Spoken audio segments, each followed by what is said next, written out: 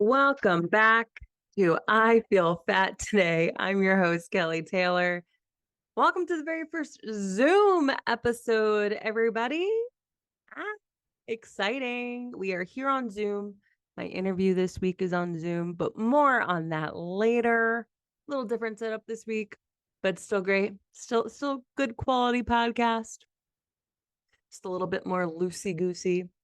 Thank you so much for joining. It's yet another Friday, and I'm so excited to be here as always. Happy to be living, happy to be loving, happy to be laughing.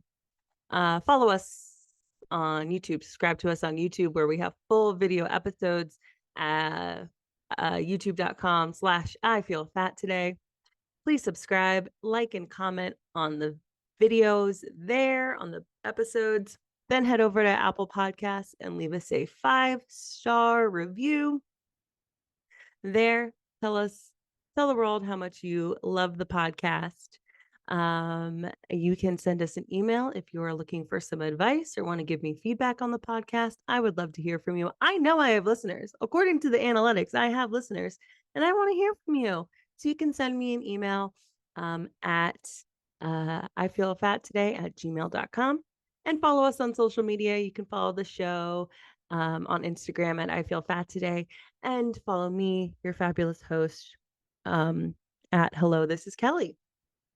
Now, as far as a story for you this week, a news item, I don't have anything for you because guess what? I am still recovering from my root canal that I had last week. Despite looking perfect, despite looking beautiful and sounding like I am not in pain, I am very much actively in pain as we speak.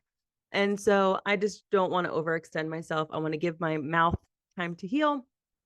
And don't worry, we'll be back to our regular scheduled programming next week.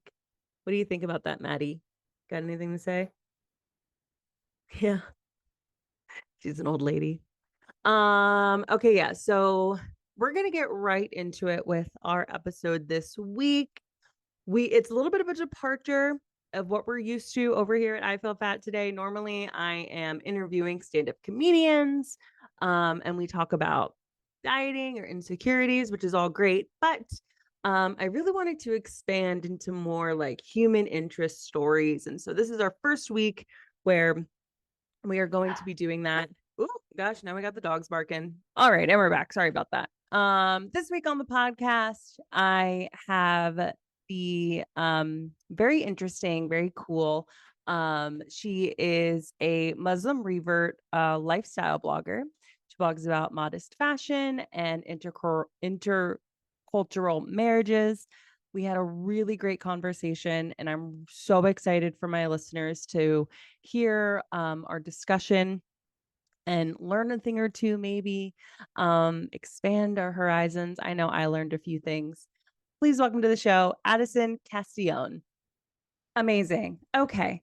On the podcast today, I have lifestyle blogger, we'll call you, Addison Castillon. How you doing? Thank you so much for coming on. I'm good. How are you? Thank you so much for Great. having me. Of course, of course. I was really excited to talk to you, Addie. Do you still go by Addie? Yep, Addie. Amazing. Okay, cool. Yep. Yeah, I wanted to have you on the podcast because I follow you on social media, and you popped up on my TikTok For You page, and I was like, wait a second, I know this girl, and I've kind of been just like following you on social media, ever since. And so I wanted to have you on because you are a Muslim convert, right? Yeah, correct. Okay, so you got married to your now husband and you converted to Islam. So Yes. if you could give the listener a little bit before we get into that, and we're gonna really get into that. Yeah. Could you give the listener a little bit of a backstory as far as like what your what your like, excuse me, what your life was like before being married? Yes, definitely. Well, so I'm originally from Michigan and I grew up in Michigan. I lived in Michigan my entire life. And then around 7 years ago, I moved to New York City. And then that's where I met my husband. And after a few years, we got married. But So I converted to Islam before we got married. Okay. Like a year before we got married, I converted to Islam. But before that, um, my lifestyle was completely different, like a complete 180. In my younger days, I was definitely a partier. I was really into partying. I think I got it out of my system like when I was pretty young. So by the time I reached like 21, 22, I was kind of already over the partying scene, you know? I had a fake ID and everything. So I was hitting the bar scene at like 18, 19, you know, Totally. but yep. So by the time I was like 21, 22, I was kind of already over drinking and just like the partying scene. And so definitely before, you know, converting to Islam and before being married, I would definitely say my lifestyle involved a lot of drinking, a lot of partying, um, just kind of that kind of lifestyle. And now Yeah. obviously I drink. I don't I mean, I still party in the sense that I go out with my friends, I have fun, but I just don't drink alcohol or do drugs or anything anymore. Well, So what I was gonna say is I feel like you do still party, but you yeah, don't yep, it just doesn't include alcohol and right. drugs Yeah, anymore. exactly. I have to say, even in when I first met you and like we would go out together because we had, Yep, mutual friends, you really yep, weren't that much of a drinker. You would have like yeah, a beer. So that's very funny right. that like before you were even 21, you were like, I've been there, done that, and I'm kind of over it at Yep, this point. Oh, I love totally. it. I I know, love it. yep. Okay, so you were living in New York City and you met Saad in New York. Yes. Okay. Yep. Yeah, we Awesome. met, it was like a shared apartment. So he moved in down the hall. It was Oh, like a common space, you know, and then people rented out the separate bedrooms. So then he oh, moved down the okay. hall from me. Yeah. And then we just started like talking. We were friends for a while and then we started dating. Oh, And then we I love the yep. friendship to Yeah, dating yep, it definitely pipeline. was friendship to dating. Yeah. That's Me too. I great. feel like that's like a nice transition. You know, I think having a friendship before dating is pretty important. So, Yeah, yeah. I think so too. I think that that's Yeah. absolutely lovely. That's kind of what happened Yeah. with my boyfriend and I. We're Yeah. both comics, and like I knew him for years before we ever got Yep. I love together. that. Yes, love that. Um, Great. Okay. So, I'm just gonna change your view really quick. There we go. Okay. That's better. I'm like, why am I Cool. so small? There we okay. So, you converted to Islam a year before you got married. Yep. Um, what was your family's reaction to that? So thankfully, I'm really lucky to be able to say this that my family was very open and very accepting of my decision to convert to Islam. I remember I had hesitated. Like, I knew in my mind and in my heart that I wanted to convert to Islam like months before I told any of my friends or my family. But I hesitated because I'm like, I've always been a very spiritual person, but I was very like anti-religious. So I'm like, everyone's gonna think I'm a freaking hypocrite, you know? I'm like, here I am, like this anti-religion person converting to Islam. So I'm like, how am I gonna tell them? They're gonna think. And like they knew I was with Saad, my husband. Like at the time we weren't married, but they knew I was with him. So I'm like, they Right. probably think that I'm like following it to like follow this guy, you know, whatever. So I'm like, oh crap. But then when I finally told them, they were super accepting about it. They were like, oh, okay. Like, what makes you like, why is it that you want to convert? Like, what about it do you like? And like asking me like genuine questions. And I would explain. And they're like, oh, that sounds great. Like, I'm really happy for you. So I was really thankful for that, that they were very, very open minded and very accepting. Yeah, it sounds like they were more curious than like Exactly. judging. Yes, exactly. They were very curious, but not judging. They were very, yeah. I'm So, lucky for that in general, that my family yeah. very honestly, anything I decide to do with my life, as long as it's not like a threat to me or anything, you know, or like bad for me, they'll always be supporting of me. So I'm super grateful for that. That's awesome. Yeah. Um, and how many years ago was that? That was I think 2019. Right. Okay. Yeah. 2019. So it's been about 4 years that I've been Muslim now. Wow. Yeah, yeah. Um, so did you grow up with any type of religion? Not really. My family I was baptized as Catholic, Okay. I was raised as Catholic, but, like, we weren't a religious family. We went to church on, like, midnight mass for Christmas and, like, maybe Easter, once in a Right. while, but Yeah. that's really it. Like, that's it. We It was didn't, more like, pray like before. Yeah. it was a more like familially, like in your family, everyone's Catholic, so we're just Catholic. Right. Yeah, Totally. exactly. Like, we weren't really practicing Catholics. I always believed in God, but I never, like, went to Right. church, anything like that. Yeah. I have to say though, like, kudos to your family for being open-minded because Mhm. I think that there could be a lot of I'm trying to be careful with how I deliver this as to not, blanket Right. anybody. But I think there Right. can be a lot of like Islamophobia, when Oh, you've only totally. grown up when with this is all you know. Totally.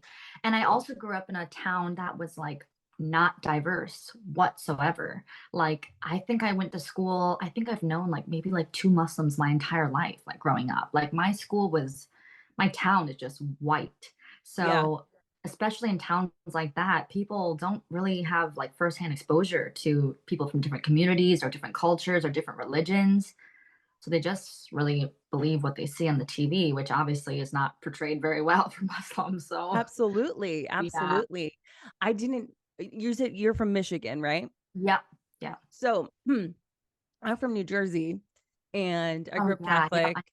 Yeah, Yep. going to Catholic school, and so, like, even though I'm from a diverse state, Yep. um, it was very sheltered in that, like, everyone around me was Catholic, um, Hmm. didn't really have many anytime there was, like, a brown kid in the school, it was like that Yep. was, like, the kid, Yep. there really Yep. wasn't that many, Totally. Yep. and I do not come from a hateful bunch, but there Right. was a lot of Islamophobia, you Oh, I'm know, sure. we're products of, 2001, and it Right. I was just know. I really I Oh was my it God. wasn't until I was in my adulthood, I was in my 20s, and then I realized, like, "Oh my god, I don't realize that, like, I had these preconceived notions because I had never been challenged before, um, Yep. just in general in life, and, maybe that's why I connect so much with your story because I think it's so beautiful how you're in this Thank you. intercultural marriage and how much you've Right. embraced this lifestyle that is completely Hmm. different from what you've Yeah. known. Yeah. Okay, so, what would you say is okay, actually, no, before I go to that, how was Saad's family in accepting you? So I think we were honestly both very fortunate with our family's reactions. His family was like full on accepting with open arms. They did have one concern, which was the fact that I'm American and Americans are like notoriously known for divorce. So that was their one concern. They were just like, well, she's American and divorce is very common for them. And my parents are divorced as well. So, and not in a way that they're like, shit talking or anything, but they're just like concerned that, like, just make sure, going into it that there's a possibility that, because a lot of Americans, they And divorce. But yeah. so Saad's family is from India? Yes, correct. Okay. That is a very valid concern I would think that they would Right. have Totally. because Americans' view on marriage and I would say India's view on marriage is so completely different. Totally different. Yeah, So different. I feel like Americans take it very casually, so casually. so casually. Whereas in India, I mean, it's not like divorce is unheard of in his family or anything like that, or that they're against it. But like, they really believe on, like, when you're married to someone, you do anything you can to like make it work, from both Yeah, sides. So like, and I respect that. I like that. So yeah. yeah, yeah. It's funny because I feel like with Indian culture, there's this very, it's really family is very important. Oh, definitely. Yes. And I feel like in America, we have these family values that nobody like sticks Yep. to. I know. I know. I literally, that's another thing about Indian culture that I love is it's like they're very family oriented and they're very big on like maintaining family relationships. like, and I feel like in America, a couple generations ago, I feel like it was like that. Like Yeah. even maybe with our grandparents' generation, it was like that. But nowadays, I feel like people are so like, I don't know, just casual with their families, and they're very branched out now, Yeah. whereas before it was very, I think, more tight knit. So, Yeah, yeah. yeah. And there we can go on a whole tangent on that Right, because I definitely think that like let's say you're somebody that doesn't talk to your family anymore, maybe from a self-preservation point of view or standpoint, right, you have to not talk to your family anymore. right, And that be the case, this isn't a value judgment kind of thing, but right. with what you sort of married into, there really isn't that because there's more of like a okay, there's a disagreement, we need to have like a more of a, I don't know, problem solving. Maybe I'm sort of Right. No, totally. projecting Yeah. that. That's another thing is that, like, I feel like we're pretty blessed, like both Sad and I, with our families. We have good families. So maintaining those relationships, of course, like every family's toxic in their own way. Like every family has their issues, but overall, it's not to the point where it's like we have to distance ourselves, because there are people, unfortunately, that like being with their family, it's like they have to keep separated in Yeah, order for like their mental health. So absolutely. yeah, definitely. I totally understand that aspect as well. But yeah. Do you have any siblings? Yes, I do. I have three. I have a brother. He is 25 or 26. And then I have another brother. He's 20. And I have a little sister. She is 16, turning 17 this Saturday. Oh, that's so exciting. Yep. Libra. Yep. Yep. She's at that um age. Yeah. I love October babies. I'm one myself. Yep. Are you? Yeah.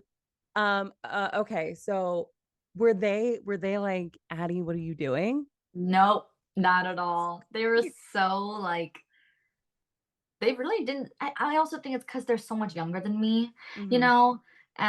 Like, especially like little Emma, she's my little sister. The other two are brothers. So she's my little sister. And Right. yeah, no, none of them really had anything to say. They didn't really, they weren't really worried about it. And it's Which, so great because it's like if you were just to like look at your life on paper, not that there was anything wrong with the life that you had before, but there's right. something so wholesome about your life now that like I agree. it Definitely. feels like you're so much more grounded, Definitely. you know? I feel like that too. I feel like I'm much more grounded. And before, I think I was like kind of always looking for a purpose, kind of, and just Totally. kind of, yeah, just especially when I was out drinking and partying. Like when I went out, like at first when I was younger, I had a blast, and I still like to go out and have a good time, like I said before. Yeah. But definitely when I was like getting drunk and stuff, I'd always feel I'm like wasting my time. Like I don't know, especially at the frequency that I did it. I'm just like, what like positivity is this bringing into my life? I'm like nothing. Right. So And I don't know if you were doing that kind of partying in Michigan, but I have to say, like, living through my 20s in New York, like, it's just so mhm, pervasive. Like, it's such a fun yeah, city to go out in that it you really is. can It get like is. caught up in it. It's very easy to. Yeah, definitely. Yeah, when I first moved to New York, I mean, I was working at Addison Ramen where I met Mm-hmm. Jay Moy. Yes, and Shout I remember, out. yeah, and I remember like I'd be making good money, and I would just go out to the bars and just blow it all every night. I'd be Yeah. going out to the bars. So yeah, That yeah, it's lifestyle becomes like easy. I addicting. know it does. It really does. Okay. All Yeah. right. So Yeah. amazing. I want to get into a little bit. What's sort of like you have a following online, Yeah. which is beautiful. But with Thank- that comes a lot of criticism, a lot of people Oh throwing their yeah. opinions out there. Oh yeah. So I'm sure you've Definitely. sort of like it's run the gamut of like what people have said to you about like their thoughts on, you Oh my God. converting, especially it being sort of like, with it's not like you didn't meet Saad and then converted. Like you met a Right. man and then Yep. converted. So And it's like, then, of yep, course, totally. absolutely like surface level people are going to judge that just flat out. Totally. So what do you Yep. think is the biggest misconception non-Muslim people have about Islam, especially about revert women? Well, about Islam in general, I think people really assume that it's a very violent religion, that it's a very what's the word? Digressive? Is it like not progressive? I guess like Like, degressive. right, De- like sort of archaic. makes sense. Yeah, right. Like very like a backward society. I think they believe that the women are very oppressed. And the thing, like, so it's kind of like tricky about this subject because I don't want to like dismiss anyone's experiences, right? Like I Yep. know in most Muslim countries and a lot of Muslim cultures, the women, not, I don't want to say they're oppressed, but like definitely there are rules and regulations that women really are like second class citizens, right? But my point is that like that's not taught in the actual religion of Islam. That's like cultural norms that have like kind of Right. Okay. dominated, I like think that's a Muslims. very important distinction because It it can't is. everything can't be black and white. Everything Right. can't be one or the other. So it's Totally. really great that you when you look at the text, when you look at the religion, it's Exactly. not at all regressive. Not It's at all. Yeah, yeah. not at all. And but and especially with like Muslim revert women. I mean, I see it a lot on like Muslim revert men as well. Like I see it on their pages as well that people will be like, "Oh, you're following your wife," but it's never as often as you see it on a Muslim's Right. or on a woman's page, Right. right? Like a Muslim revert, they just have to assume that she's doing it for her man, right? That she can't have a Mhm. mind of her own, that she's just following. Whereas if a man does it for his wife, not for his wife, but obviously we're influenced by our spouses. Like at the end of the Yeah. day, Saad did introduce me to Islam, you know, Yeah. and I followed it on my own behalf, but he did introduce me, which is fine. But if a man does it, no one will ever question him that he did it for his wife. But if a woman, Right. Oh, did it, that's it's like, so oh, that's she totally is following her husband. So I'm like, you just can't win. yeah, that's such an interesting double standard. And honestly, and when I was prepping for this episode, I hadn't even considered that there would be a community really of revert men Yeah. Oh, and there's how tons of them, you and they're maybe don't never get the really. same. Yeah. Nope, nope. There's tons of them. But Wow. they don't really get the same traction as like revert Muslim women because people don't really like, I don't want to say hate them, but like, yeah, revert women and Muslim women in general on social media, they just receive so much hate. And it's weird too, because it's not even just from like non-Muslims, it's also from like Muslims in the community. There Mm, was a really famous video that went famous on TikTok, and it was a Muslim girl saying that like she would rather be hate crimes than end up on the Muslim side of TikTok. And she's a Muslim, she's a hijabi. And it's so true. And I made a video like stitching her, and I'm like, it's so true. Like when I was converting to Islam, my main concern was like, oh, how are non Muslims going to react? And like the hate that I would receive from that right. community. But the hate that I receive is more so from like the Muslim community. And that's just for Right. all Muslim women in general. They just can never catch a break. It's like, it's Yeah. unbelievable. Wow. That's Yeah. so interesting. Yeah. And it's one of those things where if you were to tell somebody that's like a naysayer that says, "Oh, you did this for your husband," and as you've acknowledged, yes, he introduced me into this, but I guess you just Right. have to take my word for it that I found the beauty in the religion and Right. the culture, and Right. that's why I decided to move forward and do this. Yeah. Wow. Okay. Exactly. So right now you're living in Michigan. Yes. Yep. Okay. So do you sort of split your time between Michigan and India? Because I see on your page that you have, videos posted where you are living in India. Yeah. Yeah. So I've been to India 3 times, and all 3 times it was for about 6 months. So I was there for a while. Wow. Yeah. Yep. And then when I'm back, I think last time I was in New York. I just recently moved to Michigan this past year from New York. And so we were going to India, and then now we're just kind of staying in Michigan. We might go back to India in the future. I'm not really sure, but right now we're just planning on staying in Michigan. I've like been away from home for a while, especially Yeah. after traveling and stuff. And I'm like, I miss my home, like being near my family, Time to you come know? home. I love Yep, it. time to come home. Yeah.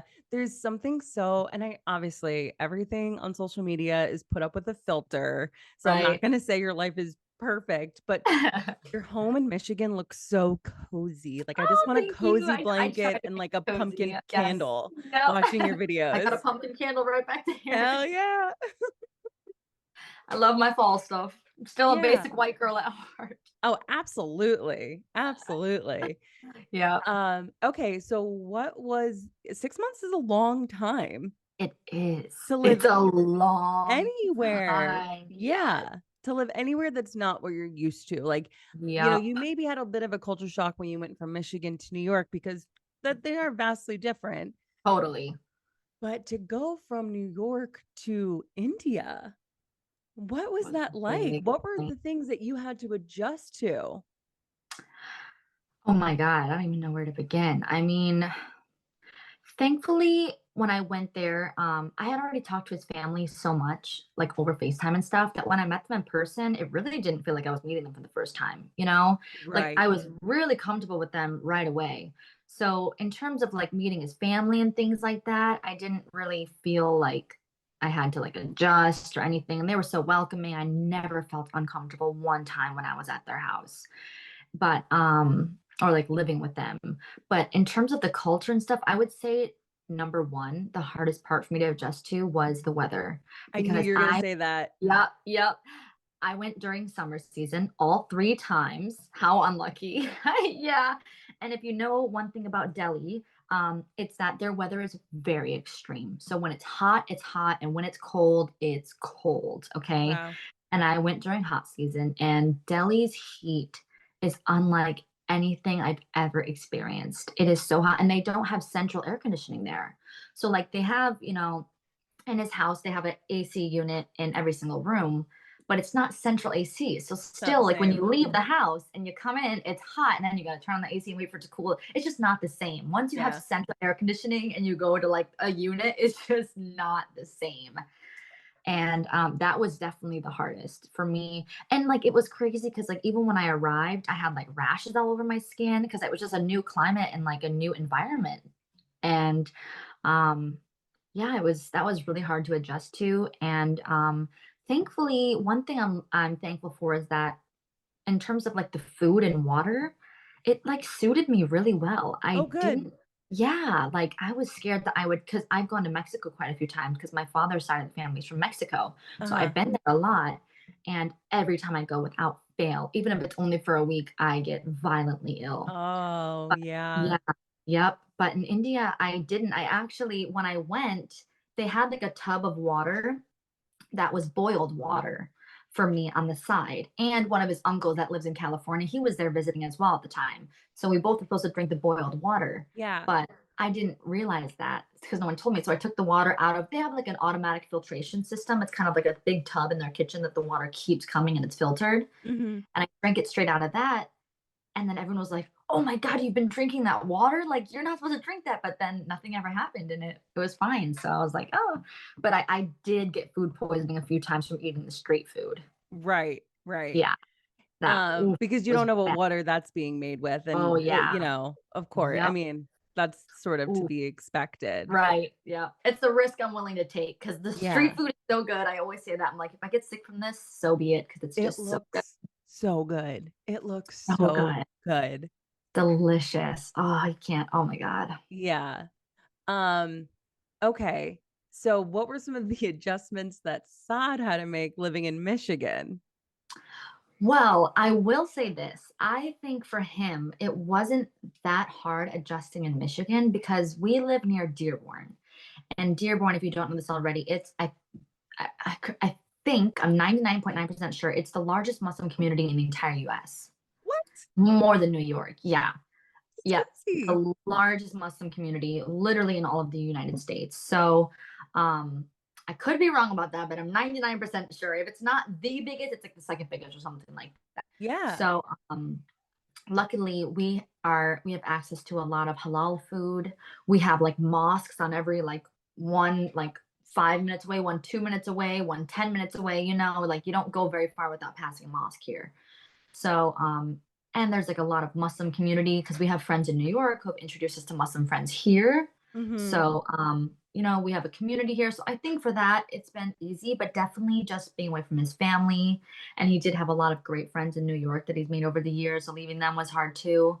But kind of similar to his family, like I'm very close to my family, and he's also very close to my family. So I think that helps, like being here, even though his family's not here, like having a sense of family. Yeah. So Yeah. it helps. And are you living in the same town that you grew up in? No, I'm not. So Really? I'm about an hour and a half, or I guess an hour north of my hometown because my family moved away from my hometown. And most of Oh, my friends did too. Well, not most of them. I mean, a few of them are still there. But yeah, so I'm actually like an hour north of my hometown, okay. That's which is interesting. good. Yeah, Yeah, no, which is good because like yeah, I love my hometown and I love my home state. right. I'm like, I was in the city for like 7 years and I'm like, I'm ready for like small town life again. But like my exact hometown, I don't know if I could do it. Like Absolutely. seeing people from high school and stuff, I'm like, I don't know if I could do it. Yeah, totally. Yeah. Um, that's interesting. And it's very, very, this is like what I love about life. And what I think is just so kismet is the fact that your family moved so close to a large Muslim community I when know. you didn't even know that this was going to be in your lifelong Yep. path. Like, Yep. I know. It's so crazy. awesome. Yeah. Okay. So, all right. So it really what it sounds like is that you both have these like this foundation of really, really strong family. So they Yeah. support you in the decisions that Definitely. decide to make. And when it comes to whether you're living in Michigan or you're living in India, you have support systems in place that kind of can help facilitate that. And that's a really beautiful thing. Yeah. Definitely. I think we're both super grateful for that. Yeah. Definitely. Um, so you post a lot on your social media about studying the Quran. Yeah. And that was something I found very impressive Thank you. because I can't stick to really anything. And you did say that you were somebody that wasn't really into organized religion. And Yeah. here you are studying the Quran. I know, right? So So literally, it's crazy. how many hours a day or a week, because I don't know if it's an everyday thing, do you study? Yeah. So I definitely would say that it fluctuates. Um, there's weeks that try to like read the Quran like every day. And then there's weeks where maybe I'll read it a couple times a week. And then there's weeks where like I won't even pick it up for like a while. Oh, that And kind of that's, like I feel like, that makes me yeah, feel like good to hear, to be honest with you. yeah, yeah, no, anyone who knows me, I'm a very like this kind of person. Okay. Okay. I'm all in it and then I'm out of it. And I'm all in it and then I'm out of it. It's like I'm not a very I mean, I am steady in some things that I have to be steady in, right? That I know take consistency. But like with especially with faith in general, I feel like there's times when I feel very connected to my faith and there's times where I feel like very like when I pray, I feel very connected. I just feel very disconnected in general. And then there's times where I don't feel connected at all. Right. And these phases just come and go. And I know myself well enough now, I think because I'm a little bit older, like than before, that like I realize that like, okay, these phases will come and go, just ride it out, Yeah. like everything you feel isn't always the truth or like what you should act on. So when I Right. like have those moments or like those phases where I'm like, I don't feel connected at all. I don't feel like praying. I don't feel like reading the Quran, whatever. I just give myself time. That's great. I just give myself time. Yep. I don't So, force myself to do anything. I just, yeah. yeah. So is praying something you do every day regardless, or is that like what you're saying with the Yeah. phase? Okay. Yeah. So prayer has also been up and down for me. When I first converted to Islam, I prayed 5 times a day on time, like Right. definitely. And then I went through a phase where, so like when I first converted, so praying is one of the 5 pillars of Islam. And like it's like something that's like mandatory, right? Praying 5 times a day is like something that you have to do as a Muslim. And so I'm like, okay, if I'm going to convert, this is something I got to do, right? But then I started hanging around like Muslims and like the Muslim community. And I started noticing that a lot of Muslims don't pray. So I'm like, oh, maybe it's not as serious as I thought it was, you know? Or I'm like, I don't know. So then I kind of started slacking a little bit. But now I'm like back on my game. And like that's one thing that even when I don't feel connected, I think that's one of the lessons of the 5 daily prayers is that when you don't feel like doing it, still you tell yourself to get your butt up and do it. You know what I Right. mean? It's Right. not like yeah, there's phases of my faith where I might not feel very connected, but regardless, I'm gonna make myself do it, you know? Yeah. And that, I feel like that's kind of like one of the reasons why we pray 5 times a day as well. To like kind of teach ourselves like self-discipline when we don't feel like doing something, you make yourself do it. And so yeah, Yeah. It's like try to this make is a myself commitment that you have. exactly, exactly. And just to like take time like out of your day to like I mean, it's a form of meditation is how we look at it. Absolutely. So, like, just to take time out of the day and, like, kind of self-reflect and just kinda take a breather, and, like, connect with a higher power is the way I look at it. Yeah. Yeah. You know, it's so no one's a real Muslim, like, like, Right, I'm not right. saying but I No. something that I really resonated with when you were saying that you were talking to, just Muslim people as you were growing your community, how you were like, Yeah, "Oh, well, they kinda, don't do it all the time, so maybe I can't." It's like, right. "Oh, now you're really in it because you're, like, vibing off of the people around you now." Right, totally, yep. And it's easy well, that's also, like, one of the struggles of being a revert is that there's so much I mean, it's really important, I think, for all Muslims, not just reverts, but to like really learn what you're following because there's so many different cultures of Muslims and Islam is in so many different countries with Right. so many different cultures. Even just my experience of being a revert, like my husband's family is like Indian, right? So they're like Desi reverts. So like there's like Pakistanis, there's like Bangladeshi, there's like a lot of like South Indian Muslims, right? And their culture is very different from like Middle Eastern Muslims. There's a Right. lot of differing, even like beliefs. There's a lot of different cultures, a lot of things. So it's kind of hard sometimes to like navigate what is the true way, I guess you could say. Yeah. But there really isn't one. I mean, there is one, but like it's kind of just like learn what you're following and follow what makes sense to you, like try to like I always try to keep myself out of like the cultural norms and stuff. I can appreciate them, some culture is a Yeah. beautiful thing, but I try to like follow what I've learned, Yeah. if that makes Yeah. sense. Or if someone gives me something, I'll always like fact check it. Because I'll hear Right. things someone like, that doesn't sound right to me, I'm like, or that doesn't really make sense. So then I'll go like typing it up on the internet. It seems like when you're on, life is a journey, but when you're on this journey that you've been in for 4 years now, it's like because you have the ability to be curious, you do have that part of you that's like, that doesn't sound right. I'm gonna, do Right. some research or Yeah, whatever to clarify. definitely. Yeah, What is definitely. something that in your study of the Quran that like, because here's from an outside perspective, it Yeah, seems like totally. ever since you've been living this lifestyle, we'll call it, and you've been doing this studying, like I said before, you're very grounded, you feel very rooted, it feels like you have a Yeah. purpose. What is it about the Quran that you really connected with? And it was when you got introduced into the religion of Mhm. Islam that sort of grabbed you and was like, I think this could be my life. Well, I so like I said before, I was already a spiritual person, right? And I had tried many different kind of like ways of worship. Like I used to have a shrine in my room where I would kind of put like a statue of like I had a statue of Buddha, but like I didn't worship Buddha, but like I liked at the time I was really into Buddhism, kind of as a philosophy, not really as Hmm. like a religion. I didn't really study the scriptures or anything, but like like Buddhism philosophy and stuff. So I like kind of had that there to like remind me of that philosophy, and I just had some other things and pictures and stuff like a shrine, and I would try to like pray in front of it, but I never really felt like connected, or I guess I didn't really know like what I was praying to, or like I just needed a little bit of structure for my faith. I think structure like really helps me.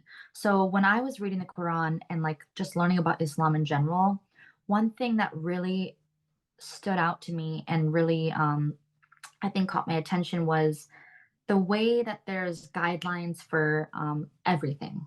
I mean, there's guidelines for literally everything. And it's not in a sense to be like, do this or do that, or you're going to go to hell or you're going to go to heaven. It just kind of gives you guidelines on like the best way to do things in your life, like what to eat, how to do like inheritance laws, property laws, like, I mean, everything and anything, you name it, like how to dress, how to act, everything. It just gives you guidelines on like the best way to live your life. And I really like that, especially because they resonated with me. And Yeah. like a lot of the things I would read and I'd be like, wow, I already believe that, you know? I'd be like, wow, I totally agree with that. Or like, I also think that's the best way to do things. So I'm like, wow, this makes a lot of sense. And then of course there's also things that like, so it's obviously the original language is Arabic of the Quran, but like any whenever you translate something, you're never going to get the original message of it. Mhm. Mhm, You know what I'm saying? mhm. I mean, you can get pretty darn close, but there's some words that just don't translate into English. Yeah. So, there's definitely the struggle of like some verses and things I wouldn't understand. I would read something and I'm like, this seems like messed up. You know, I'm like, I remember arguing with my husband. We were still friends at the time. I'm like, what does this mean? Like, you tell me you follow this? Like, come on, like, what is this? This is sick, you know? Just like random things, especially like about, Yeah. you know. You can find that So stuff in the Bible, but as well. exactly. Like, yeah. Exactly. Yeah. So I'm like, what's the interpretation of this? So then we would spend all night looking for like scholars and stuff, explanations. And then when I would learn like the real meaning behind it or like, you know, different translations of it, things like that, I'm like, oh wow, this makes sense. Okay, cool. Yeah. That's they're actually not bad at all. Yeah. Yeah. It kind of feels like, and I don't mean to speak for you, but I just want to Yeah. communicate sort Yeah. of what I'm getting Yeah. is two things have happened or are happening here is like in studying the Quran, you almost got like a little bit more self-exploration in your studies because you're realizing like, oh, I connect with some of this. Like, oh, this is something that I value. Would you like say Definitely. that that's true? Definitely. Wow. That's actually, yeah, that was spot on. You just like literally that really was like spot on. Yeah, definitely. And that's funny you say that because I've never really thought of it that way until you just said that. And that's exactly that really is what happened. I think it Right. helped kind of discover more about myself too. That like, wow, I resonate with it. I guess I believe in these things, you know? Like, Yeah. yeah, definitely. And I'm wondering if it maybe it goes without saying, but in your exploration of the religion, it brought you and Sod closer. Definitely. And also, like my husband Saad always says this, that he's like, you also made me a better Muslim because a lot of the questions I would ask him, and you know, he doesn't know everything. Obviously, he's not a scholar. So like when I would come bombarding him with all these questions, I'm like, what does this mean? You know, then he would like research it until he found an answer. Like, and so doing that also increased his knowledge of his own religion, you know, because Islam is a never ending like, Yeah. you can study it for your entire life. There's just so much to Right. It's almost like in learn. you being a student, it helped him become a student of it as well because he was Totally. born into it. So, Yep. it's like, oh, this is just my Exactly. life. Yep. Yeah. Yep. Exactly. Exactly. A lot of our Muslims are like that. Yeah. They don't really. Yeah. Oh, that's so oh, it's kind of like did you ever watch Marvelous Mrs. Maisel? No. Oh my gosh. Okay, so there's this one character where um one of the characters marries a Christian girl who converted to Judaism and she's like Okay. number one, she knows everything. And Everything. she's like, Yes. she's like an encyclopedia and like, keeps everybody like, That on the is up and up. That's so so funny. funny because that's how it is usually with Muslim reverts. That's a real, like, that's a common, like, kind of like conversation or like topic in the Muslim community that the reverts are always the one putting like the born Muslims in check because like they Yeah, studied this stuff, you know? They're that's so like, funny. yeah, that's hilarious. I want to watch that now. Oh, you have to. It's Yep, a good show. that's so funny. Okay. So we're gonna pivot a little bit. Okay, cool. And I want to talk a little bit more. Really quick. Oh yeah, get your water, girl. I know I have plenty around me. So something that I love that you post is about fashion. Yes, Um, you are a modest fashion influencer, we'll call you. I am. And to the listener, like once you get done listening to this episode, go to Addie's page and see what she posts of modest fashion. It the most beautiful fabrics and just beautiful Thank you. styles. Like I really love what you post. So, and Thank you. something that always stood out to me or stands out to me in your posts is that the only word I can really think to categorize your looks is expensive. Like, they look Oh my very god, thank you. expensive. Like, the Are you fabrics look serious? Oh they my look so god. soft, everything looks so You. luxurious. Oh my god, thank you. Well, most of it is like honestly, I mean, some of it I'll have like brands give me stuff, Oh, but that's a great. lot of Yeah. my stuff is like thrifted stuff. I love thrifting. Yeah, because I feel like that's where like the you can get the best stuff. Like, Yeah. like an expensive like I just the other day I got a leather jacket, 100% leather, and I got it for like $18. Oh my And it's a gosh. hundred. I know. And it's like, yeah, I I'm didn't gonna have pay. to go thrifting in Michigan. Oh my God, the thrifting in Michigan's next level because in New York, thrifting is like so expensive. It's, It's like, like not vintage even real thrifting. It's not worth thrift. it. Yeah. Exactly. In Michigan, you can find good stuff. Yeah. You got the old money in Michigan. Exactly. I Yes. love it. Yeah. Okay. So, did you dress modest before reverting or No, converting? No. no, no, not at all. I definitely think, so when I was younger, definitely not at all. And then as I grew a little bit older, I think like just naturally, I think I started dressing a little bit more modest. And then, but still definitely not like, I guess like modest, you could say, which is, there's nothing wrong with that. But I just didn't like, I just kind of I used to wear a lot of like mini skirts and shorts and a lot of like belly tops and Mm. whatnot. And then, yeah, now I definitely dress modest. Yeah. I don't know what Do to say. you miss, like, is do you ever have a craving, like, if if you're flipping through a magazine and you see like a really cute skirt or something, do you ever miss and think like, oh, I wish I could introduce that into my wardrobe, or do you just fully embrace the modest thing? So I definitely fully embrace the modest thing. And I think, I mean, there are times where I'll see like a mini skirt or like a mini dress or like something like that. And I'm like, oh, I would look so good in that. I'm just like, damn, I would kill that, something like that. I'm like, oh, I really want to wear that. But like, I think my reasoning and like my the way that I fell in love with modesty, I think is enough that it kind of keeps me motivated to like I remind myself of what it means to me. I Mm, think if I was only following it in the way that like, oh, Islam says dress modestly, so I'm dressing modestly, it would be a very empty kind of relationship with modesty. So I probably right. wouldn't be steadfast in it like I am now, or like um what's the word I'm looking for? Like I guess regularly or like I wouldn't continue, Right. Yeah, dressing no, modest. totally. You don't Yeah, but stray. You're Exactly, because Yeah. I'm like I remind myself, I'm like, I like dressing modestly, and I don't personally, I don't find there's anything wrong with not dressing modestly. Just for Right. myself, I just prefer it, and I really like resonate with it. So Yeah, I always thought that the argument, or, the thing that naysayers will say is like, "Oh, dressing modestly is a form of oppression." And right, I have, I'm just out here sort of floating in the world, and so yeah, I have the option to, either dress modest or sometimes dress a right, little bit more scantily clad. yeah, yeah, And maybe it's because of the relationship that I have with my body, which is something that I explore on this podcast, is I feel, it sounds lame, but like I feel empowered and like a when I'm dressing more modestly, I feel I powerful. Like, know, I don't yes, know. I've always felt that way. yep. And so what do you have to say Wow, to that's really good people? to hear. Yeah, Yeah. yeah, that's Yeah. awesome. What do you have to say? Like, oh my gosh, I'm so glad summer's over and we're getting into fall, because now Oh, it's my my looks will favorite. slay. Yes, Like, yep, oh, yep. Oh, I love like cold weather fashion. It's just oh the my gosh. best. Oh, I love it. Yeah. It's a word like in like the Muslim community, we call it like hijabi season because it's Hijabi like, hijabi season. season because it's like, oh, like the hijabis, like, this is their season to like Yeah. so yeah.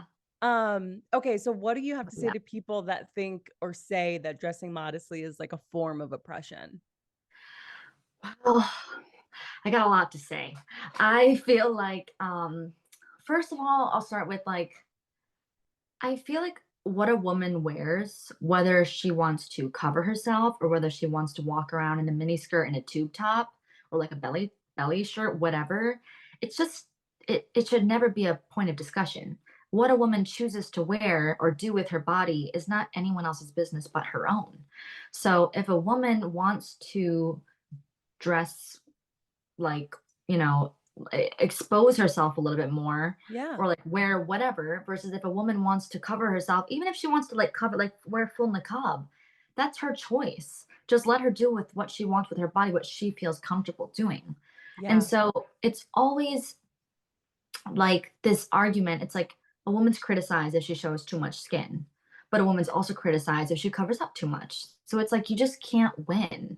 Yeah. And I also feel like, especially with like Western feminism, I feel like it's very like we support women's bodies and women's choice until it comes to like a woman wanting to cover herself up. And then all of a sudden she's oppressed and she's not thinking for herself. And she's, you know, I just, I feel like whatever a woman chooses to do with her body is just no one's business. Yeah. Why are That's we what even I feel. discussing this? Right. Why is it even a point of discussion? And Yeah. also, like, I mean, you didn't really ask this, but I'll say it anyways. But like, even with dressing modestly, I feel like so before I used to kind of have the mentality, and this is just my own personal opinion. I'm not like Right. ridiculing anyone who chooses not to dress modestly, anything like that. But this is just my own realization that before I used to feel that when I would like dress a certain way, like expose a lot of my body parts, not body parts, I don't know what I said, but like expose a lot of my body, you know? Your limbs. Yeah, my body parts that for me, like for a while it felt kind of freeing, I guess, like, oh, no one's going to tell me what to do with my body. But in a way, I think from like without even knowing it, from the time I was a young girl, I've always been kind of taught as a woman that like my a lot of my worth is based on like how sexy I am, or you know how like how not beautiful I am, but yeah, like a lot of like my worth comes from like how sexually appealing I am, you Yeah. know? A lot of women's worth comes from our appearance. Like, well, that's what society tells us. Right. So for me, I think dressing modestly definitely kind of is like a rebellion, I guess you could say, kind of against like societal standards for women Hmm. to kind of like women are always sexualized in society, you know? And it's Yeah. not, and I'm not saying women who are dressing like that are intentionally, you know, doing those things or anything. Everyone has different relationships with modesty or other things or like dressing the way they want. Sorry, I'm like rambling in circles right No, now. you're But great. You're great. Yeah. yeah, for Yeah. me it was kind of like a way to be like, you know, I'm worth more than what I am on the outside, you know? Right, right. It's just it doesn't have to because there is this thing that you sort of along the way, whether you learn it when you're young or you learn it when you're a young adult, is that as a Right. woman, our bodies can get us things. Totally. Yep. And Yeah, so that can be empowering at times where it's like, right. I you have this sort of like secret weapon, but like Right. being modest is also a secret weapon in and of itself. Totally. Because there's Exactly. just, I don't know, there's something about the comfortability aspect where it's like, I don't have to think about anything else. Yep. I can just be. Totally. And even if you look at like men and women fashion differences, like men's clothing is not nearly as exposing as women clothing. Do you get what Right. I'm saying? Oh, Like, yeah. why is it that women's clothing are always showing off more of their bodies? Like, I'm not blaming women for this. I'm just like in general, like the fashion industry, or like obviously we live in a patriarchal society. So like these norms have been made up by men, you know, that women Yeah. to be. So I'm just like, why is it like that? Like from a young age, like you know, you'll see a girl when she starts to hit puberty, she'll start dressing more promiscuous. Like that's like a teenage thing. We've all been through it. But like it Right. just odd to me how like that's a woman thing, but not a man thing. It's not like when boys reach a teenage years, they start wearing booty shorts and a mini Right. skirt, you know? So Right. like why is it that women as they grow older, they're supposed to be sexualized? And I Yeah. just like, yeah, yeah. Um, well, like I said, I love your looks online. They're Thank you. very Thank you. luxurious, very Thank you. beautiful. And I see in your vlogs that you don't always wear a hijab. Yeah. Sometimes you do wear it. So I'm wondering, like, what's like the etiquette? Is it one of those things where you go through phases? Like, tell me a little Yeah. bit about that. So first I'll say that in my opinion, I think hijab is a very like personal thing. I don't think anyone should like be telling people, first of all, in the religion as well, like you can't force someone to wear hijab, right? Like it's absolutely like not allowed. And but in terms, so another thing I'll say is like hijab does not necessarily mean the headscarf. Okay. So like like Okay. hijab, I mean, most people will, that's a known thing that like That's what it's I thought called it was. hijab. Yeah, it is. I mean, it is. It's referred to as a hijab, but hijab is like so much more than that. So hijab is really just like modesty, and it's prescribed in the Quran to men and women both. So it's Oh, first prescribed to men actually, and then to women. So it wouldn't tells have men, known that. yeah. I So it wouldn't have tells men, known that. yeah, it tells men first actually to to guard their private parts and lower their gaze against the opposite sex. Like keep your gaze down, you know? And then it tells women, guard your private parts and lower your gaze against the opposite sex. Like just like don't be like a creep, you know, don't be Right. checking out people on the street, whatever. So that's really hijab. Hijab is a veil, but it's much more than just a head veil. It's like a veil between you and I guess kind of you could say like this material world, right? Keeping a veil between you and anything that's not good for you. Um, being modest in the way that you speak, and not just as a woman that like, oh, keep your mouth shut and don't speak up, but like just being modest, like not being boastful, Hmm. not bragging, speaking kindly, just being modest in your behavior, you know, just being a good Right. person, just trying to be humble, things like that. But with hijab, like with my own personal experience, I started wearing it a little bit. I started wearing it here and there after I converted because I'm like, oh wow, like it was a lot to do with my identity too, because I would feel proud when I would go out in public. Yeah. Like, people see me and they just think I'm like a white chick, you know? But when I would put on my hijab, like I'd be proud to like see other Muslims in public. So I'm like, oh hey, you know, like we give each other like salam. So like whenever you see Yeah. like other Muslims in public, you're like salam alaikum, you know? So I'm like always like, because no one ever says it to me if I don't wear my headscarf. So I'm like, Right. you know? So I'd always like to wear it. And then I kind of had the intention, I made the intention that I was going to start wearing it full time on social media with the intent of wearing it full time in my daily life. Cause I'm like, when I start wearing it full time, I don't want to have to go back and delete all my videos, you know? So I'm like, I'll wear Yeah. it full time. Right. And then I didn't, I just felt I was not ready to take that step. And I don't know if I ever will be, to be honest with you. And I think that's okay. That's completely okay. Yeah. Yeah. And I don't think it should be anything that's forced on someone or, like, you know, you should feel like guilty, I think. I don't think you should feel guilty for like not wearing it. Um, what was I gonna say? What was I gonna say? Well, well, it sounds like you were on this journey to like, okay, Yeah. I'm gonna wear it full time. And Yeah. then like, Yeah. okay, Oh yeah. Yes, exactly. So like when I was wearing it full time on social media, I'm like, well, I'm not gonna wear it full time in my daily life. So I'm kind of portraying myself as this full time hijabi, whereas in my daily life, I'm not doing that. So I just feel like I'm portraying someone that I'm not. And especially like I give respect to it. Like I really respect that full time, like the women who wear hijab full time, like the headscarf full time, because it is a commitment. And a lot of women, like it's a struggle. Like I've worn it like when I was telling myself that I was gonna wear it every day, like it is a struggle. So like I give kudos to the women that do wake up every morning and put it on, you know. yeah, Their commitment is insane. Like that takes a lot of commitment and dedication. But for me, I'm just like, it's just not right. something that, It's yeah. where you are in your journey Yeah, with it. exactly. Exactly. Yeah. Exactly. Yes. So when you were wearing the headscarf Yeah. in public, living in Michigan, I have to ask, like, Yeah. you do live near a big Muslim Right. community, but like if you're in the grocery store, like I could just picture like a white guy looking at you sideways. Yep, yeah, totally. So, like you said, I'm thankful that like I do live near a Muslim community. So when I go out here in like any kind of Muslim attire, it's not odd because literally anywhere I go, I'll see at least one other Muslim there, right? Right.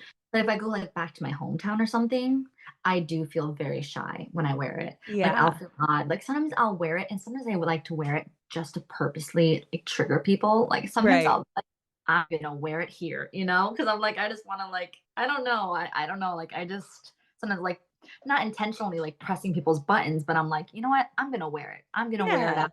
Like show these people that like we're not what they think what they think we are, you know, kind of Right. like that. Yeah. Make a So statement, if you will. yeah, yes, exactly. So but yeah, when I go out in public here, I'm very grateful. I don't think I've ever had a bad experience wearing my hijab. I don't think anyone has ever like said anything to me in public. I don't Nothing think like nothing. nothing like take that off or something like Right. that. No. Right. My husband has one time, not with hijab, obviously, but like one time he told me he was like it was in upstate New York, and he was crossing the street. He was on like a trip to like they call it Jamaats is when they travel to a different mosque and they stay the night there and they like study about Islam for the night and then they come home or they'll go for the weekend or the week or whatever. So he was in upstate New York doing that and he was crossing the road and he was wearing like traditional attire, like Muslim attire. And someone said, "Get on your camel and go back to where you're from." Oh my God. I know. Get on your camel. I was like, dang, that's a good one though. That's a good one. I love that you can laugh at it. Like, I think it's beautiful that Yeah. you're just like, that's very Yeah. funny that someone Yeah. said that. It is. Because I'm just like, what is wrong with people? It's crazy. Oh my goodness. Yeah. Okay. And when you're in India, do you wear the headscarf full time?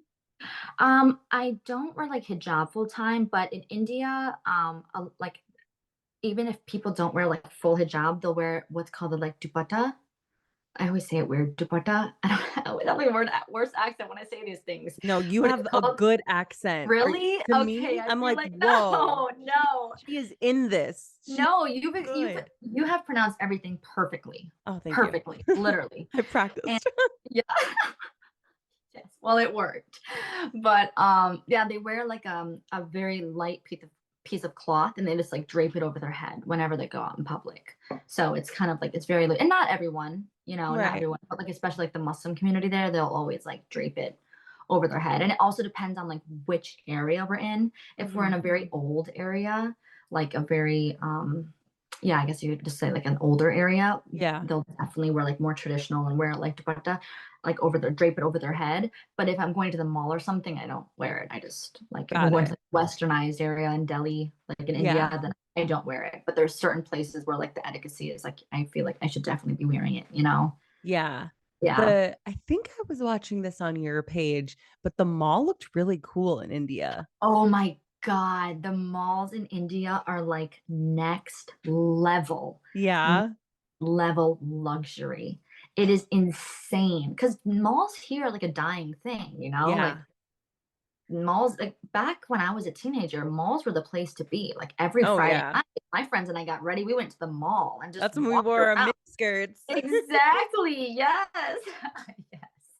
Literally. And now I feel like no one goes to the mall anymore. Yeah. And but in India, the malls are next level luxury and they have the most amazing like inventory. Like the displays, the selections that they have are just insane. I'm always like, dang, you guys got nice malls here. Yeah. Oh, Yeah. that's awesome. Yeah. It's super, Um, Sorry, I didn't but mean it's to cut you off. expensive. No, it's okay. Expensive. Yeah. It's, you'd think, because like a lot of things in India, like when you convert like rupees to a dollar, a lot of things will be cheap. But then like malls and stuff, I'm like, dang, it's just as expensive as if I was shopping in the US. I'm like, it's Yeah. not worth it, you know? Yeah. Yeah. That's interesting. Okay. So something I'm so excited to talk to you about as we're, Yes. getting into the latter end of this hour that we've spent together. Yeah.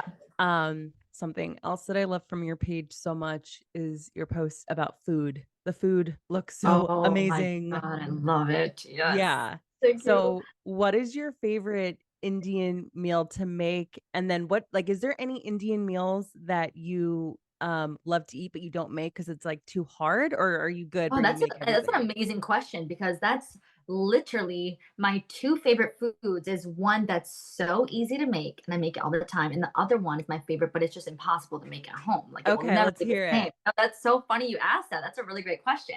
So the first one is called dal chawal. Dal Okay. And chawal? dal, You're always dal posting chawal. about dal Yes, chawal. yes, yes. So it's dal is lentils and chawal, it's spelled Chawal, but it's pronounced like chavel, like with a V.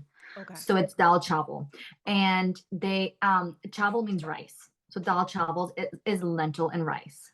So it's so easy to make, especially if you have a pressure cooker. You just pop it in a pan, pop it in the pot. You put some spices in there, cover it, let it like whistle a few times. I don't know if you've ever used a pressure cooker, Yeah, but yeah, they like yeah. whistle really loud. Yeah, and then it's done, and it's so easy. It's so tasty, and it's so good for you because it's just like protein. It's Yeah. lentils, and Lentils, that with baby. some white rice. Yeah. Oh, it's so good. In India, actually, we eat that every day without fail for lunch. That's our lunch every day. Perfect lunch. Just yep, exactly. Oh, it's so good. Oh my god, I might make some tonight for dinner. I'm craving it right now. But then my other favorite dish is called nahari, and that is it's spelled like Nihari, nahari, and that is like a very slow cooked. It's slow cooked beef and like a really thick, spicy sauce, and it's slow cooked for like hours. And you can make it at home, but I'm not a good enough cook to make it at home. And even if you could, it will never compare to like Yeah. the ones that you get. Like Delhi is famous for their nahari, okay? Like famous for it. And it will never compare to like the ones that you get in the restaurants there, no matter Yeah. what. So it's almost like you don't even want to make it, because it's Right. like it's not gonna hit the The spot. Like, crock oh, that's pot like a nahari yeah, is not the yeah, same. yeah, exactly. Exactly. So it's oh my God, it's delicious. It's delicious. Yeah. And so what When would I that be served with rice? um actually that's served with naan. So it's like pita bread kind of, Yeah, yeah, like yeah. naan. Yeah, yep. Oh my God. Next time I come to New York, I will literally, there's one place in New York that I know serves pretty good. It's in Jackson Heights, Queens, of Oh course. my Like gosh. the hot You spot, like better delicious hit food. me up when you Yep, come I to New will. We'll York. go get a hurry. I'll tell you. Yeah, yep. I'll show you both dishes. Yep, totally. Oh, so excited. Okay. So, yep. I know. I was so excited to talk about the food with you. Oh, I Now love in looking looking at your vlog, you posted about Eid. Yes, Eid. Eid. Eid. Eid. Yep. That is a very food focused holiday. Yes, it is. So when you Definitely. were celebrating in India, what did that look like? Is it a day thing? Is it multiple days? So so Eid is the final day of Ramadan. Oh, So okay. Right, right, Ramadan, right. yeah. So Ramadan is the month in which we fast. We fast sunrise to sunset, and then every night we break our fast and we have like a big feast, and we just eat and um, eat with like people. You're supposed to like share food with the community and whatnot. And then Eid is the end of that month. So it's a big celebration that like, okay, the fasting month is over. And it's just a really special day. And you give Eid, which is like money envelopes to like kids and stuff, so Yeah. family you get Eid, excuse me. And so yeah, and it's in India, it's really fun being in India for Eid versus like here in the US, because in the US, I mean, my family's not Muslim, and we don't like his uncle lives in California, but that's pretty far away. It's hard to make it there, And there are things going on like in the Muslim community, but it's not the same. It would almost kind of be like celebrating Christmas without your family, Right. or Yeah. without family there. So like you could go to an event for Christmas, but it's not the same as like being home and like celebrating that holiday at home. So Yeah. it's really fun in India. It's an entire day event. We spend the entire day going from house to house and visiting all the different relatives and like family friends. And each house has like the food. So like every culture it's different on like which food will be at each house. But like Right. for us, I can't remember the names of all the dishes, but there's like this chickpea thing. There's sheer. It's called sheer. It's like a sweet cream, and then it has like some stuff in it. I don't really know what the ingredients are, It's but just delicious. it's delicious. Yeah, that's all I can say. It's really good. And it's fun because so like on Eid you're supposed to wear like really clean clothes, like nice clothes. So and if you can Mhm. afford it, you're supposed to buy new clothes. Mhm. So just like a new outfit, you know? So Yeah. it's really fun. Like we get super dressed up. It's like everyone's dressed up. It's just so much fun. It's like Yeah. it's it's I love it. I love it. It's a And really you fun. and you go to different houses of the people in your Yep. family, Yes, exactly. So and you everyone eat takes all day. all day. And it's so funny because in Indian culture, it's like they're very big pushers with food, you Oh, know? yeah. You go to someone's house, you're not leaving there without eating. Even if you're full, you don't feel well, it doesn't matter. They're gonna force you to eat. So it's always like I'm always like happy for Eid, but I'm always telling my husband, I'm like, oh crap, like I'm full. I don't want to go to anyone else's house because they're gonna force me to eat, You you gotta know? pace Like yourself. yeah, that's what I learned the first year I went all out at the first two I houses. bet. And then it was not good the rest of the day, but this time I paced myself. I Yeah. paced. You'll Yeah, it's again, a journey. You'll learn exactly, how to exactly. Yep, survive. I'm getting there. Exactly how to survive Eid. Yep. So would you say Eid is your favorite holiday since converting? Like, are there a lot of holidays? So Eid is like the main one. There's two Eids. So Ramadan is also kind of like it's a holiday. It's a month long, but it's a Yeah. whole holiday month, right? Because like Mhm. every day you're fasting. That is a very fun holiday or like holiday period, but it's also very difficult. I mean, it's very difficult fasting, especially if you I have to couldn't go to work imagine. or you have to like if you have school and stuff. Like it is so hard. I remember when I was working at Addison, I would wake up, I would go to my internship, I would go to work at Addison and all day smelling that delicious ramen and serving people food. And meanwhile, I'm fasting. You can't even drink water. So Yeah. I'm, That would oh, be the the cold, that would be the oh thing my because I God. drink water like a fish. Oh my God. It's like, oh, it was so hard. It's so hard. But yeah, and then at the end of the day, and it's crazy too because you daydream about food all day. And then you Yeah. take that first sip of water and first bite of food and you're like, I'm full. You're Yeah. like, Yeah. I'm done, you know? It's Yeah. crazy. It's crazy. But yeah, Eid is definitely a really fun holiday. I like, especially because then the fasting's over. So you're like, back to my morning coffee, you know, that's the Yeah. hardest part. It's like I'm a coffee drinker. So Yeah. for me not to be able to drink my coffee is like, oof, that's rough. Right. And yeah, Eid is a good one. And then there's another Eid. It's called Bakri Eid. And Bakri means goat.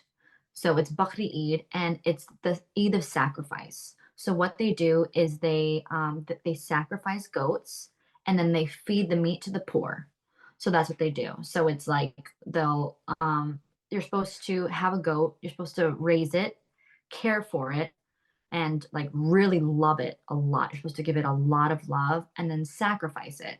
So you kind of know it's kind of symbolic, but also to kind of teach you a lesson of like that when you take the life of an animal, you know, like of any animal, it's a very big thing. So you Right. should be appreciative of it because you'll feel that when you've gained a relationship with that animal and then you Yeah.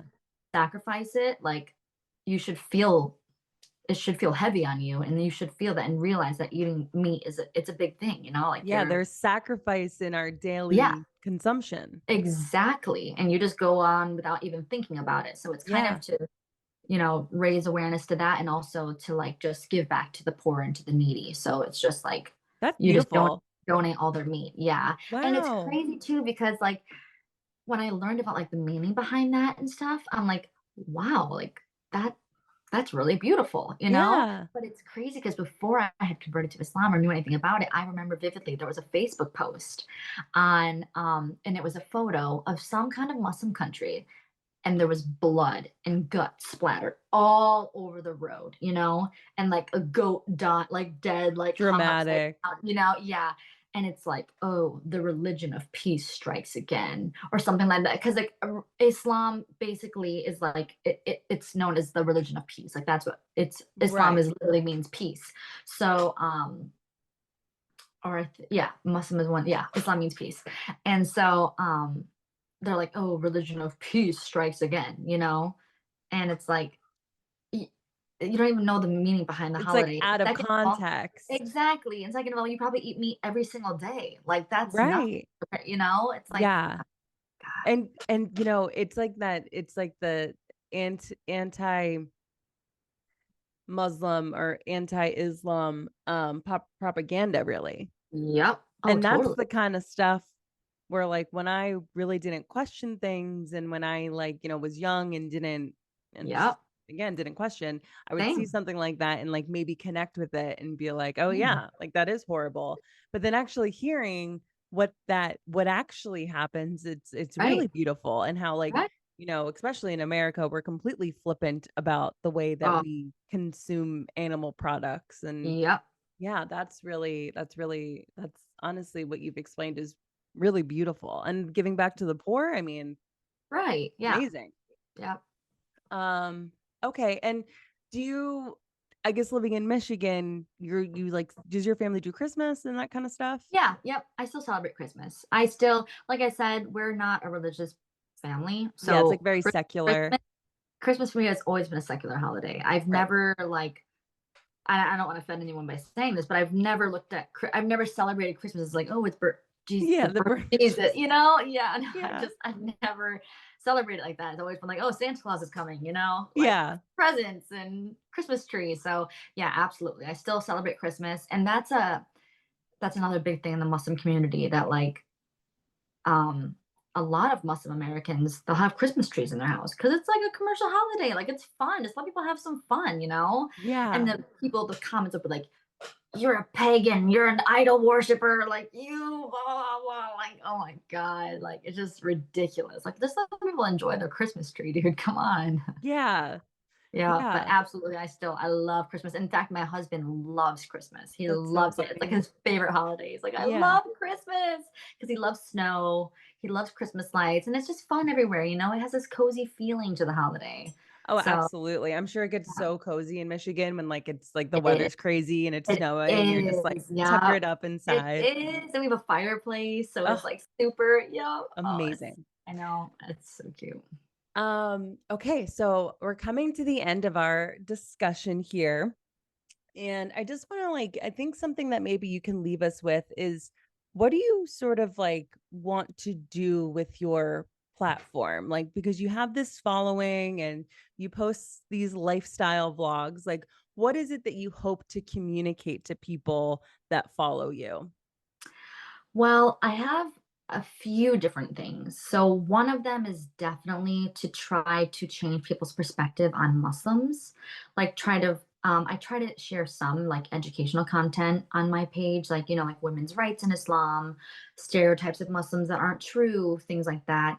I also try to, I also just I like to share my experiences and my stories so that other people who may be going through the same thing, like maybe they're on the verge of converting to Islam and they feel kind of lost or alone, that they'll see my page and be like, oh, there's someone else going through the same thing, or like even in an intercultural marriage, Hmm. it's a difficult thing having an intercultural marriage. Marriage already is it's very difficult. It is, and I mean it's amazing, it's beautiful, but it definitely comes with challenges, and it having like a multicultural marriage or intercultural marriage, it in the ways that it's very beautiful and that I love it, it's equally challenging in many ways, and it takes a lot of communication and a lot of understanding of the other person, and Right. a lot of like sacrifice, and a lot of what's the word when you're, why am I so brain dead right now?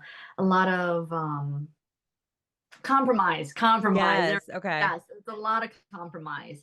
So like on both ends. So I try to like share that as well with other people who might be in, intercultural marriages, to kind of offer some advice or just give a perspective on it to people, that like people from different cultures can be together and it's completely fine, because there are a lot of people that are like, that's wrong, Right. you're like Yeah.